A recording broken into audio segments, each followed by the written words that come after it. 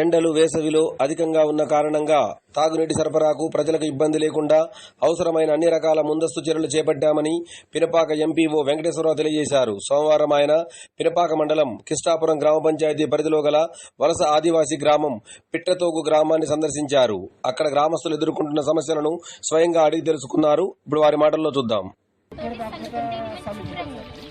అదేమో సిరిమిడి దూరగా ఈ అంటుకొని పోయి ఇంకా గీకినా కూడా పోతుంది. ఇదైతే రంపులో ఎట్టుంటది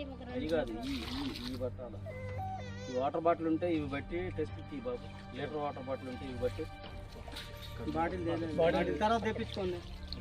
లేదంటే అట్లాంటి దాంట్లో